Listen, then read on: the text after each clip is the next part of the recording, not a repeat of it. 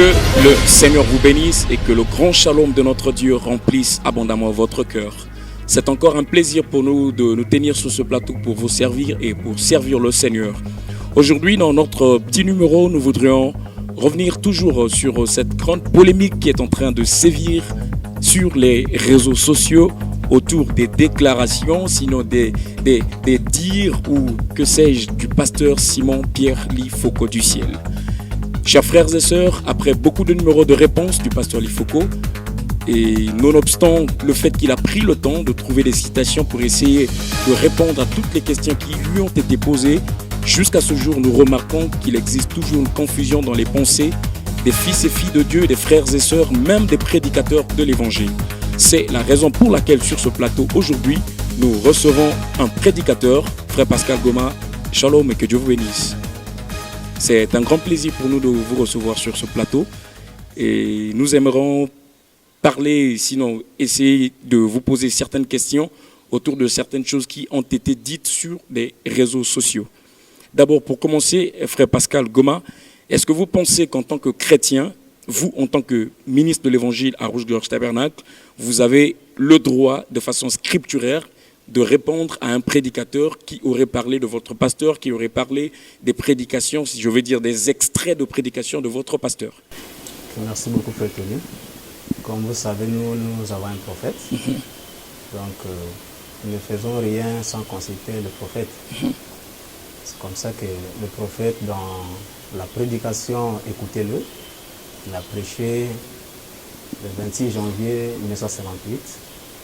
Au paragraphe 22, là-bas le prophète, en parlant du Père, du tuteur et du Fils, il dit que quand le Fils devient le portrait craché de son Père, portrait craché c'est un gros mot pour nous dans le message, ça veut dire que quand ce Fils-là reflète, croit exactement, vit ce que son pasteur prêche, Banam dit là-bas, ce fils-là peut courageusement prendre position pour son père. Voilà pourquoi moi aussi, étant un fils dans la maison, reflétant le visage craché de mon père, c'est-à-dire je crois exactement comme mon père, c'est ce qui m'autorise de venir ici. Est-ce que vous ne pensez pas, frère Pascal Goma, que ce serait plus propre de laisser à votre père, qui, lui, aurait fait, entre guillemets, des déclarations, qu'il vienne lui-même se justifier sur ses dires, parce que là, c'est à lui que ça s'adressait. Il s'est justifié beaucoup de fois, et nous ne sommes jamais passés. C'est pourquoi nous, par rapport à la parole, nous avons trouvé aussi une citation qui nous autorise de le faire. Donc, ce n'est pas un péché de le faire, parce que nous avons la parole, la citation qui nous autorise de le faire. J'en reviens. Est-ce que vous devriez le faire sur les médias? Pourquoi vous n'appellerez pas votre frère qui a réagi à sa manière, c'était une réaction à une action. Okay. Est-ce que vous ne pouviez pas l'appeler, l'écrire et que vous traitiez de la manière dont je suppose que le message ou la parole vous autoriserait de faire? Il y a des appels, on l'appelle. Il ne recoche pas et tout. Et voilà pourquoi, comme c'est dans les médias, nous sommes obligés de passer pour essayer d'aider quelqu'un, pas pour attaquer notre frère, le pasteur, mais pour essayer d'aider quelqu'un et pour relever un peu la pente, ce qui nous amène ici. Ok, frère Pascal. Alors, le frère a cité le nom d'un pasteur, d'un frère dans le corps. Et nous sommes aujourd'hui en train de traiter sur la vidéo du pasteur Bill Désert. Je crois que vous êtes d'accord avec moi, frère Pascal. Ça, oui. Alors, en suivant la vidéo du pasteur Bill Désert, il parle de redresser un pasteur. Son souci, qui est d'ailleurs bien, c'est de redresser un pasteur, de redresser un frère. Est-ce que cela n'est pas scripturaire selon vous? C'est scripturaire, le souci est scripturaire, mais j'aimerais un peu lire Frère Branham ici. Qu'est-ce qu'il dit avant que je n'aborde, que dit le prophète sur redresser un pasteur ou un frère? Okay. J'aimerais d'abord lire Frère Branham ici dans la prédication. Ce qu'il faut pour triompher de toute incrédulité, qu'il a prêché le 29 juillet 1960, ici au paragraphe 51, Frère Branham dit ceci. Il y a un vieux proverbe, s'il vous plaît, un vieux proverbe qui est plus qu'un proverbe. Peu importe comment il est arrivé le premier, vous devez jouer selon les règles du jeu, sinon vous ne gagnerez jamais. Si un coureur court en suivant la piste et qu'un autre prenne un raccourci, traverse le terrain et bat celui-là d'une demi-heure, il sera néanmoins disqualifié à la fin de la course. Il doit jouer selon les règles du jeu, sinon il est disqualifié. Nous voyons les athlètes ici qui font des courses et tout. Admettons que tu quittes Monkamba jusqu'en gare là-bas, et tu arrives à Matélé, tu prends le raccourci pour aller à Luandili. Tu arrives le premier en gare. Il y aura la vidéo à la fin. On va constater dans la vidéo que tu n'apparais pas Matélé. Même si vous êtes arrivé le premier, vous êtes disqualifié parce que vous n'avez pas respecté les règles du jeu. Et dans la parole, c'est la même chose. Ok, revenons donc à la question. Redresser un frère ou un pasteur, comment cela se devrait dans ce message? Ok. Frère Branham dit ceci. Dans la prédication, se ranger du côté de Jésus, qu'il a prêché le 1er juin 62, au paragraphe 115. Le prophète dit ceci. Et si vous pouvez redresser un prédicateur et faire qu'il marche droitement, regardez ce qu'il va faire. Il va influencer un. Cela résoudra une certaine des choses. C'est cela. Nous sommes juste en train de cogner là-dessus, voyez-vous? Mon frère Branham ici parle de Jéthro qui avait redressé Moïse. Nous connaissons l'histoire. C'est là où frère Branham dit que si vous redressez un prédicateur, cela va résoudre une centaine de choses. Mais comment le faire? Nous avons un modèle. Frère Branham dans beaucoup de brochures. Il y a l'évêque Stanley, John, après avoir prêché la parole. C'est un docteur, un éminent docteur. William Branham étant dans la salle, avait dit que son frère, dans le ministère, avait mal placé quelque chose sur la parole. Et le frère Branham étant la parole de cet âge, parce qu'il devait vivre la parole, parce qu'il est le prophète. Le frère Branham n'est pas passé dans les médias. Le frère Branham est allé voir le docteur. Ils se sont croisés à deux, il a dit, ce que tu as prêché, j'apprécie, mais par rapport à ça, et ça a aidé le docteur. Tu vois, frère Branham est allé en rapport avec Matthieu 18, 15. Si ton frère a failli à pécher, va. Si, il y a même une condition. C'est ce que nous devons faire. C'est ça, respecter les règles du jeu. Aller vers le frère. Donc, redresser un pasteur ou redresser un frère, c'est aller vers cette personne. Aller vers cette personne. Si vous pensez que la personne a commis. Conformément à ce que le prophète a fait. Ok. Et la réaction du frère, je pense que c'est autour de certaines déclarations, comme il le dit. Ici, votre pasteur, le pasteur Lee Foucault du ciel, dans une vidéo d'ailleurs dont l'extrait a été mis dans l'autre partie de l'intervention de notre frère, il s'autoproclame le roi des citations. Il y a quelqu'un qui ne croit pas. Moi, c'est le roi des citations. Lee Foucault du ciel dit qu'il est le roi des citations. Je contredis ça, c'est faux. C'est archi faux. Il ne sera jamais le roi des citations. Chose que notre frère a de façon ferme condamné. Qu'est-ce que vous en dites? Est-ce que, déjà pour commencer, nous avons le droit de prendre des petits noms que nous fassions appeler X ou Y en dehors de notre propre nom? Nous allons toujours repartir au vérificateur, le prophète. Parce que nous ici, l'absolu c'est le prophète. C'est lui la parole de cet âge. J'aimerais lire frère Branham ici, dans la prédication, le baptême d'eau. Il a prêché le 29 mars 59 le matin. Au paragraphe 28, frère Branham dit ceci, en parlant des surnoms. J'ai une copine ici, ça c'est William Branham, elle est timide. Elle s'est alors aussitôt effondrée. Je l'appelle Biscuit. Elle vient de la Géorgie, où je suis allé récemment en vacances avec son papa, pour aller à la pêche. Et voilà pourquoi je l'appelle Biscuit. Quand je suis arrivé à la maison, après que sa mère m'y frit 2 ou 3 steaks avec un os en thé, un os sous la forme de thé, pas thé, le café, mais la croix, le thé, la lettre, ok. Et que j'eus mangé au point de ne plus pouvoir manger cette bonne cuisine du Sud. Elle est venue avec une poignée de biscuits. Et il fallait que je les mange aussi. Je l'ai alors surnommée Biscuit. C'est une fille merveilleuse. Mais Jésus a surnommé les apôtres aussi. Ici, frère Branham surnomme une sœur Biscuit par rapport à une circonstance. Donc, je crois que par rapport à ça, alors, un frère qui prend un surnom. Si c'est frère Branham qui la surnomme Biscuit, ou si c'est Jésus qui surnomme ses disciples comme fils de tonnerre, c'est Jésus, c'est quelqu'un d'autre qui le fait. Mais ce qui n'est pas le cas ici, c'est le pasteur qui dit qu'il est le roi des citations, il se le réclame peut-être. Ok. Est-ce qu'il ne laisserait pas son église ou ceux qui l'observent l'appeler roi des citations? C'est ce que nous voulons comprendre ici en fait. Ok. Mais aujourd'hui, nous nous proclamons chrétiens. Parfois, ce n'est pas d'autres personnes qui le disent. Je suis chrétien. Mais il faut que ce que tu dis corresponde à la vie. Si ce que le frère s'autoproclame ne correspond à ce qu'il dit, je pense qu'il n'y a pas un péché là. Le problème, c'est de concorder entre ce qui sort là et la vie que la personne mène. C'est ça le problème. Alors, vous qui êtes de la maison, qui êtes fils et qui êtes à l'image de votre père, vous pouvez peut-être mieux nous expliquer pourquoi le pasteur Lifoko du ciel a dit qu'il est le roi des citations. Merci beaucoup. Voilà pourquoi le prophète a toujours raison. Or, si peut-être le pasteur Bill devait s'approcher du pasteur Lifoko, notre pasteur, pour lui demander, je ne comprends pas pourquoi tu te proclames roi des citations. Peut-être le pasteur allait expliquer. Nous savons que le pasteur ne fait rien sans citation. C'est ça qui veut dire roi des citations. Quand vous le voyez faire quelque chose, il a toujours une citation. Et si le nom, le surnom qu'il a pris, ça ne contredit pas sa vie, pour nous, on ne trouve pas un mal là-dessus. Le pasteur Lifoko ne fait rien sans citation. Voilà pourquoi nous, l'Église, nous avons déjà remarqué notre pasteur qu'il ne fait rien sans citation. S'il s'autoproclame roi des citations, pour nous, il n'y a pas un mal parce que nous savons pourquoi il le dit.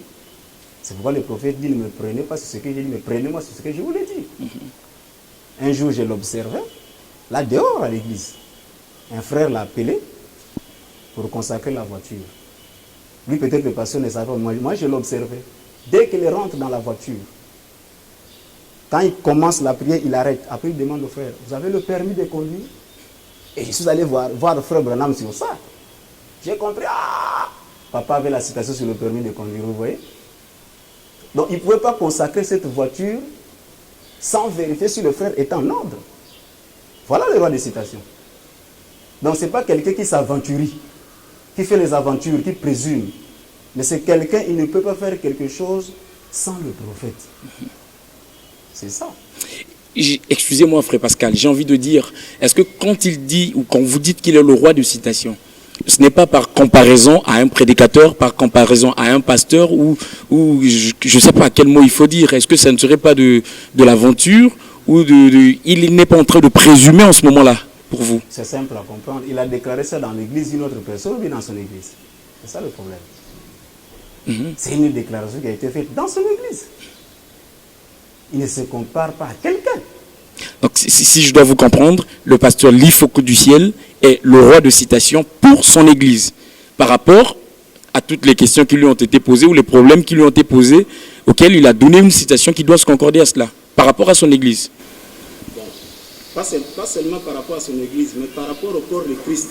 Lui, s'il veut aider un frère, il a toujours une citation. Il a toujours une citation.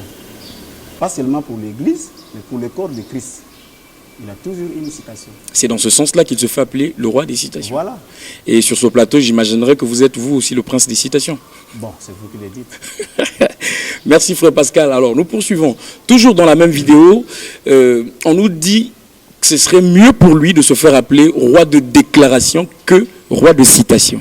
Moi, je voudrais même qu'ils disent, moi, je suis le roi des déclarations. Au lieu de dire, je suis le roi des citations. Tu ne seras jamais roi des citations. Non, ça, c'est faux. Selon vous, selon le langage, je ne sais pas, le langage biblique ou le langage du message, est-ce que vous feriez une différence entre le roi des citations et le roi des déclarations? Bon, mais c'est ce que le pasteur Bill a dit sur roi des citations ou roi des déclarations. Il ne nous a pas aussi donné la citation. Parce que je vous signalerai qu'il se fait appeler Bic Rouge lui-même. Il doit corriger toutes les fautes que vous faites. Ok, mais là aussi je viendrai là, sur le Bic Rouge. Parlons d'abord sur la différence entre citation et déclaration. Citation et déclaration. Frère Branham dit ceci. Excusez. Le prophète dit ceci. Dans la prédication Jésus glorifié, qu'il a prêché le 25 février 55, au paragraphe 67. Frère Branham dit ceci. En parlant des citations, déclarations. Pasteur Bill Désert, ne nous a pas donné là où frère Branham donne la différence. Frère Branham dit ceci. Combien croient que Jésus-Christ a fait ces déclarations-ci?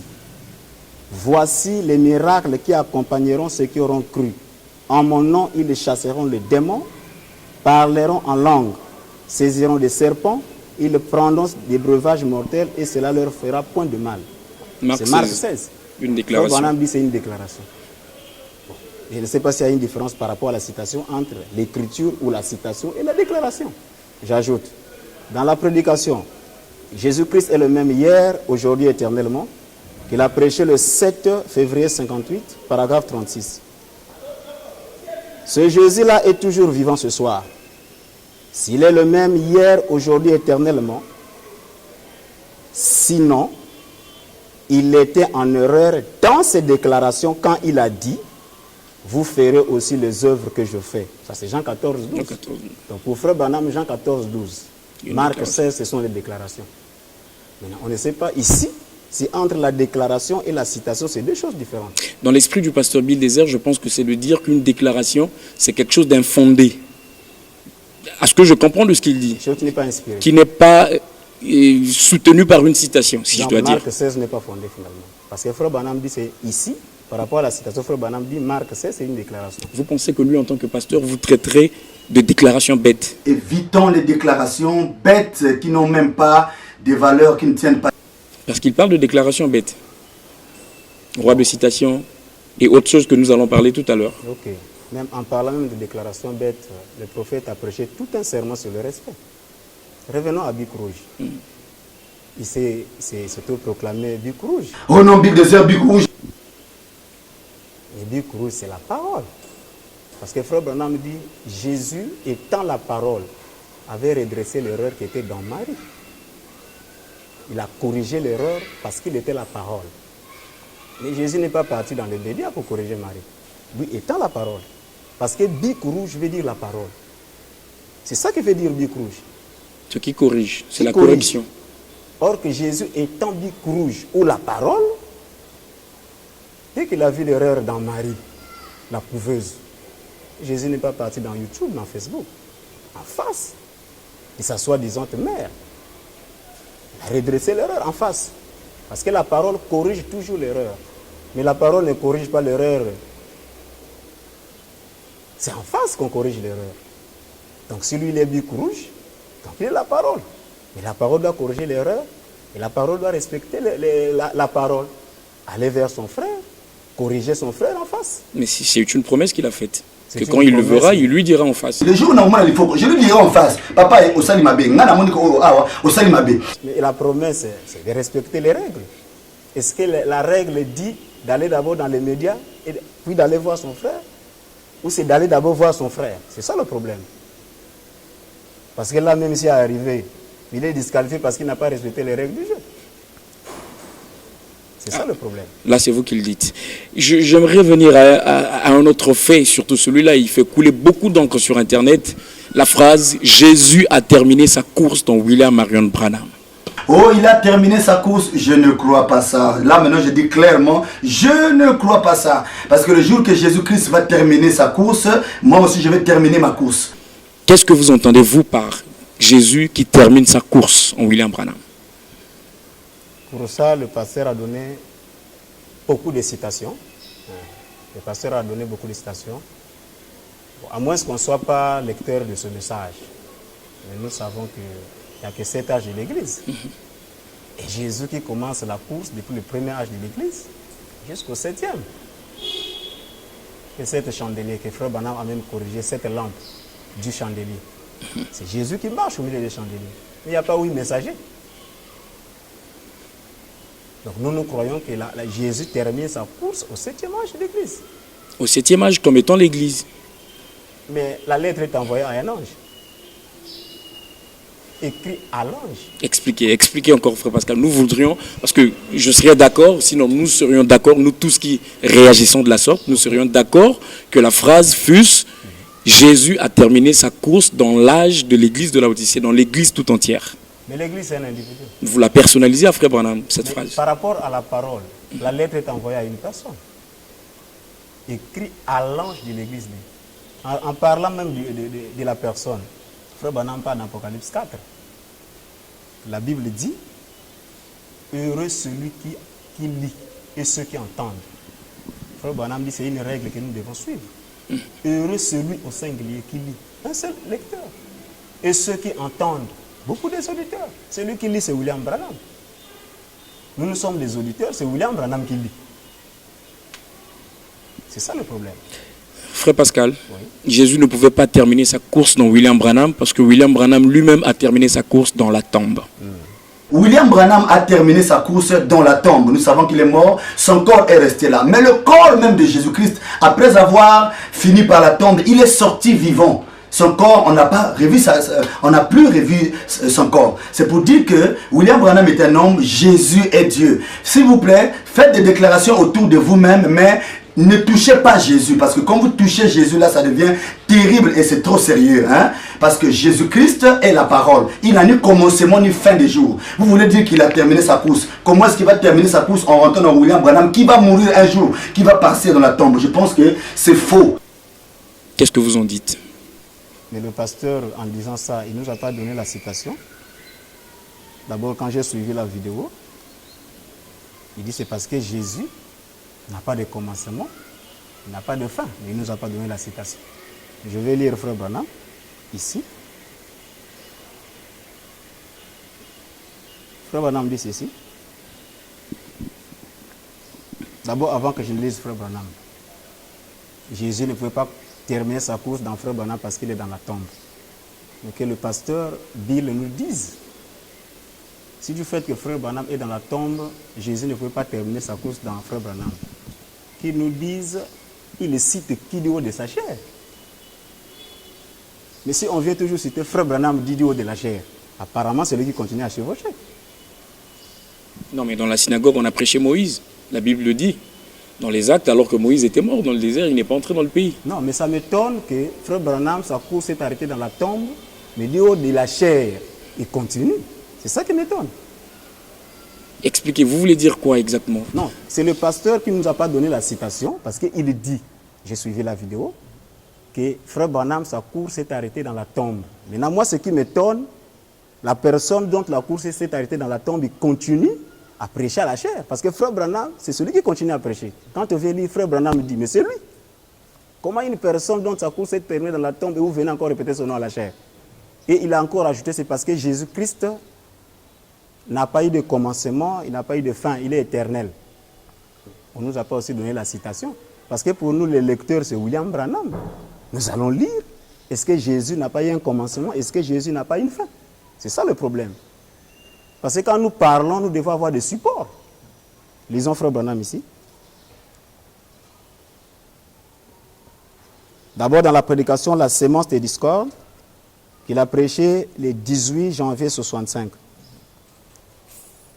Paragraphe 30, vers la fin, il dit ceci. Et quand un homme se tient là et dit qu'il est un ministre, virgule, pasteur d'une église quelque part, et qui ne croit pas que Jésus-Christ est le même hier, est le même dans le moindre détail, entre parenthèses, à l'exception du corps physique. Donc, Hébreux 13, 8 là, c'est à l'exception du corps physique de Jésus. Jésus-Christ est le même hier, aujourd'hui, éternellement, à l'exception de son corps. J'ajoute.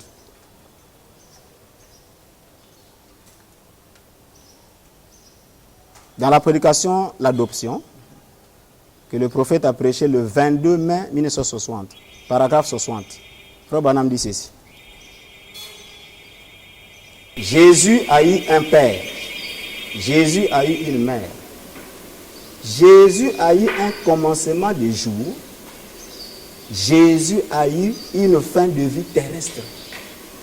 Ça, c'est William Branham. On nous a dit il est éternel, il n'a pas de commencement ni fin. Quand nous donnons la citation, mais ici le prophète, le lecteur, nous sommes des auditeurs. Il dit ici, Jésus a eu un commencement des jours, Jésus a eu une fin de vie terrestre, parce qu'un fils éternel n'existe pas. J'ajoute, dans la prédication, Hébreux chapitre 7, deuxième partie, paragraphe 306, vers la fin, Frère Branham dit ceci, Jésus avait un père et une mère. Et cet homme ici n'a jamais eu de mère ni de père.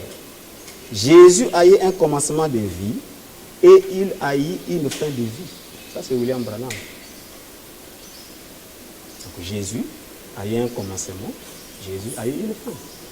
Quand le pasteur nous a déclaré, le pasteur Bible nous a dit que Jésus n'a pas de commencement de vie, de fin de vie. Il ne nous a pas donné la citation.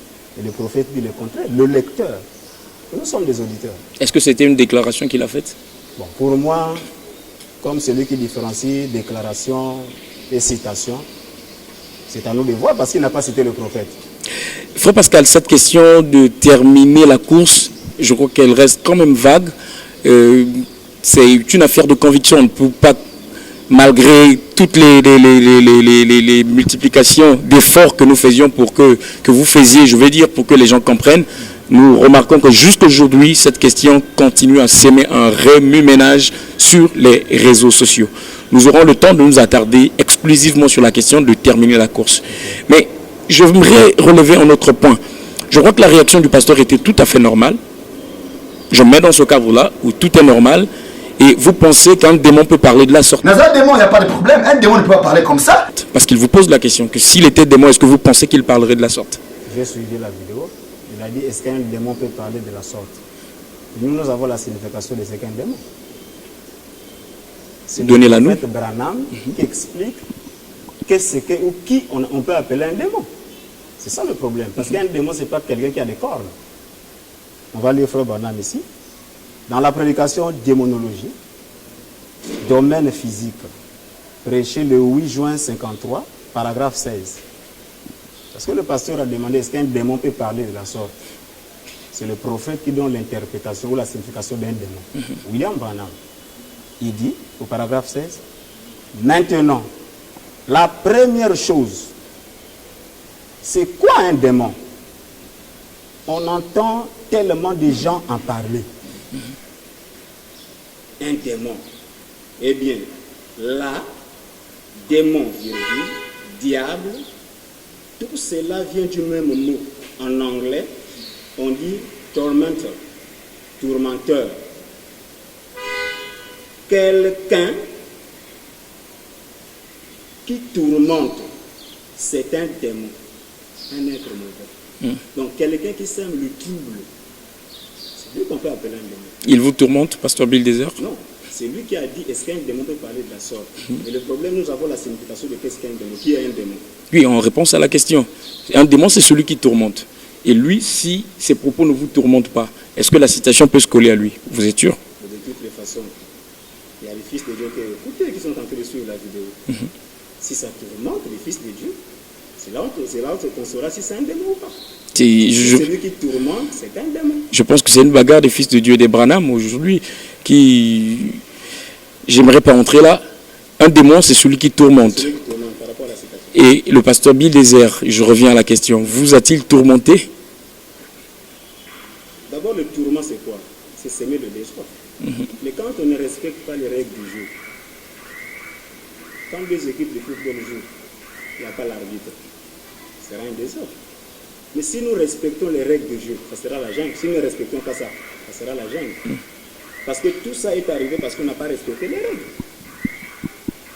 Frère Pascal, le pasteur Bill Desert remarque, il souligne que les anciens ont failli. Est-ce que vous partagez cet avis-là? Les anciens ont failli. Et s'ils ont failli, il faut les corriger. J'ai suivi, il a dit, les anciens ont failli, laissons-les. Les anciens qui ont failli, Motika Bango va faillir. Bon, les anciens ont failli, laissons-les. Si on laisse les anciens, pourquoi alors Jésus nous a donné la parabole du bon samaritain? Jésus parle de la parabole du bon samaritain. Un homme qui a été terrassé au bout de la route. On a laissé à moitié mort. Toi, Branham interprète ça. Il dit à moitié mort veut dire mort spirituellement mais vivant physique. C'est ce qui se passe avec peut-être un ancien qu'il a remarqué lui, qui a failli. C'est quelqu'un qui est vif physiquement mais qui est mort en esprit. Le sacrificateur est passé, mais le bon samaritain, Frère Branham dit, il a cédé même son cheval pour que celui qui est terrassé là puisse monter même sur son cheval. sera la place. Pourquoi Jésus aurait dit tout ça? C'est parce que Jésus savait quelqu'un peut faillir de nous en tant que bon samaritain, parabole du bon samaritain, c'est d'aider nos frères. Comme quand les enfants d'Israël marchaient, si un vieux est fatigué, tu vas le laisser là. Il y a la rédemption dans la fraternité. Imagine un peu, on marche avec toi. Tu tombes, je te laisse, je pars. Ça n'a pas de sens. Donc je crois que si un ancien a failli, peut aider par la prière et s'approcher de l'ancien. Les anciens sont très importants. Dans la prédication, le fils de David ait pitié de moi, le paragraphe 3. Frère Branham dit, j'aime être avec des anciens pour que je voie le nombre de trous qu'ils ont traversés, pour que quand j'y arriverai, je sache comment les traverser. Pour nous, les anciens sont très importants. Le trône de Dieu n'est pas environné par 24 jeunes, c'est les anciens. Les villes de refuge, quand quelqu'un commettait un crime, le portier, c'était un ancien. Quand Jean pleurait à l'île de Patmos, ce n'est pas un jeune qui l'avait fortifié, c'est un ancien. Moi, je crois que les anciens sont très importants. On ne peut pas être ancien sans être jeune. Mais si on dit, si les anciens ont failli, laissons-les. Mais lui-même aussi, il est ancien, parce qu'il y a des gens qui l'appellent ancien. Si nous allons marcher, quand un ancien faillit, on les laisse. Maintenant, quel est le rôle de ce message? Moi, je crois que nous devons respecter les règles du jeu. C'est d'aller notre frère, d'aller vers notre frère. Et frère Pascal, en passant, dans cette vidéo, je pense qu'il n'est pas seulement mentionné le nom de l'ancien Ilifoko du ciel, il y est également mentionné le nom du pasteur Barouti, le nom du pasteur Pierre Casse.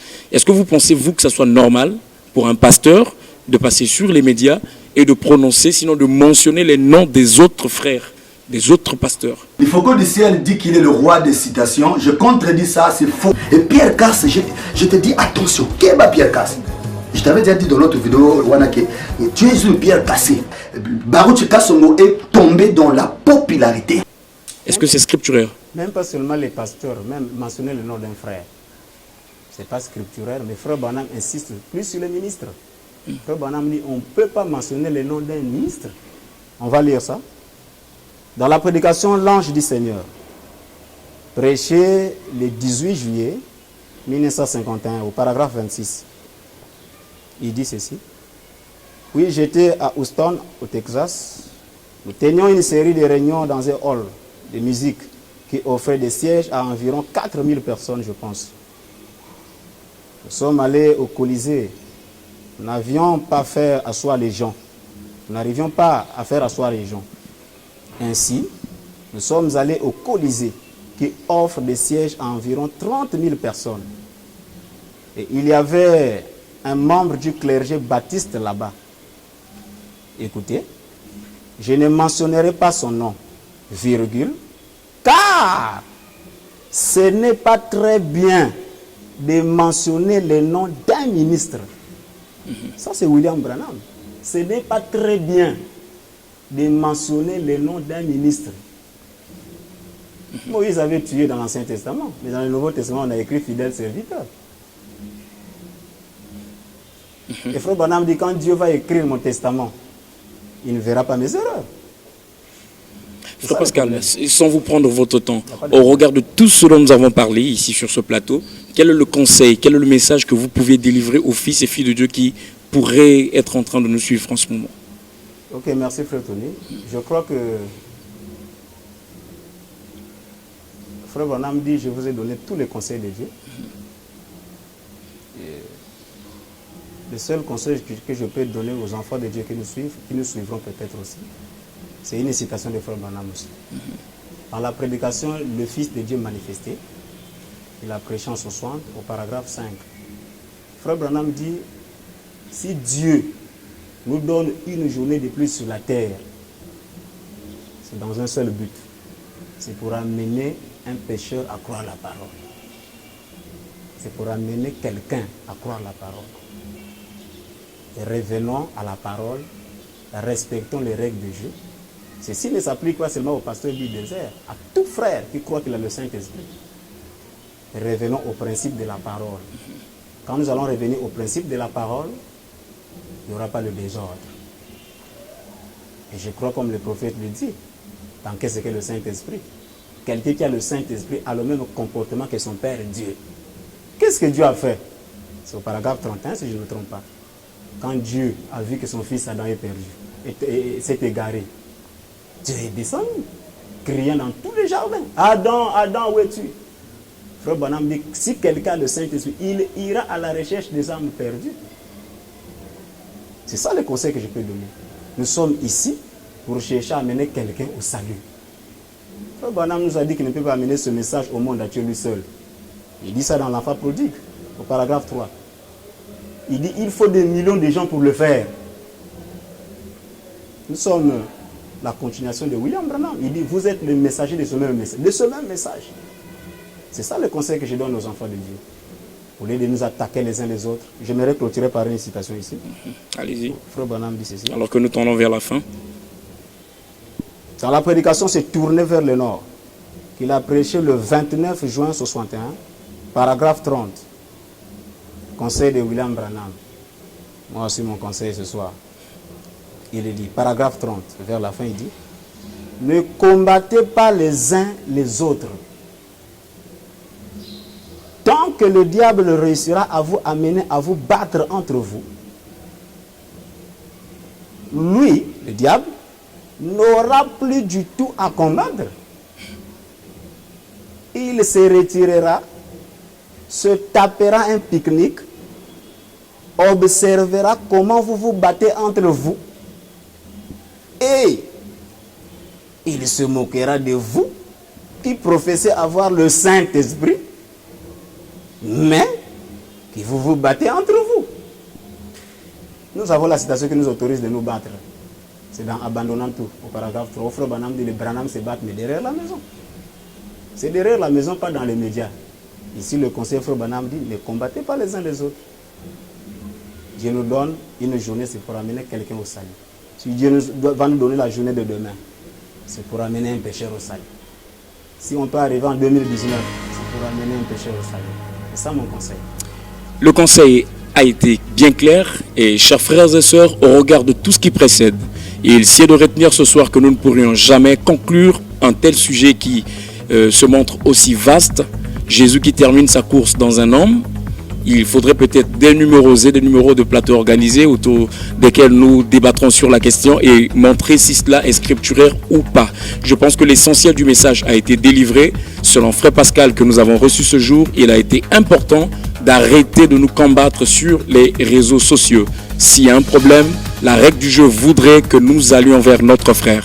Chers frères et sœurs, dans l'espoir de vous retrouver dans un autre numéro, nous vous souhaitons une bonne continuation de vos programmes en compagnie du Seigneur Jésus-Christ et qu'il vous bénisse richement. Shalom, shalom et grand shalom à tous.